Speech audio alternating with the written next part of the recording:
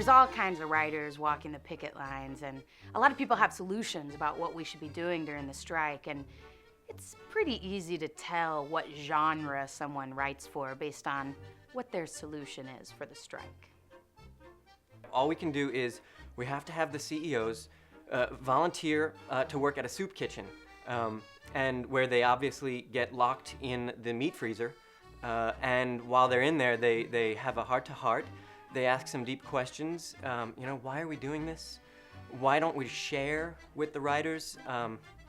Who is this extra guy in the freezer with us? And the other guy's just like, but they finally realize they need to make a deal. And when they come out of the freezer, I think they've all learned a lot about themselves, and they've dealt with a lot of their issues, and they have little icicles on their eyebrows, so you can end on a laugh, you know, which is important.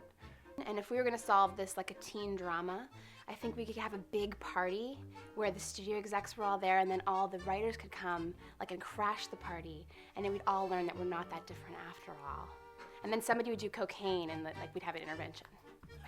Okay, first thing we do, we get all the producers, we take them out into the forest, all right? Okay. Now, out in that forest, they don't know this, but there's this half man, half cougar kind of a creature that's out there, okay? It's like a man cougar, right?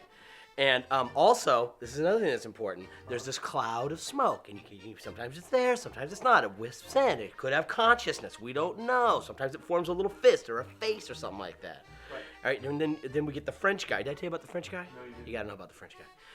Let me start from the beginning. This is really long. So you invite two studio heads on a ski vacation. When they're asleep, you take an icicle, plunge it into the post-orbital constriction of one of them. The weapon will melt away. There is no evidence. One studio head is dead. The other is framed for murder. And now the Lifetime Achievement in Greed goes to the AMPTPTP. How many P's are there?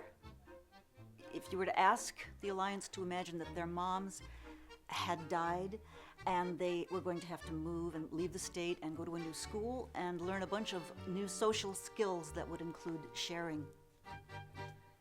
And I enjoy the show, Deadliest Crab, and I think we should get all the people we're striking against on a crab boat in the middle of Alaska and have them really work hard and try to catch as many crabs as they can.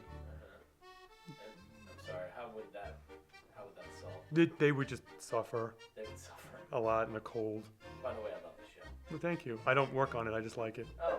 I think we gotta make this like a buddy picture, you know? Where the studio has to team up with the writer and they're on the run from the mob. What you have to do is, okay, you just have them walk under a building, and then you drop an anvil on their head.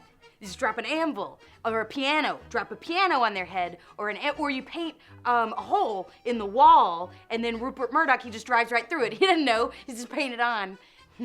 Or he goes through into a tunnel. We don't know where he goes, and then we just take the hole down. We just tear it off and throw it away, and he's gone.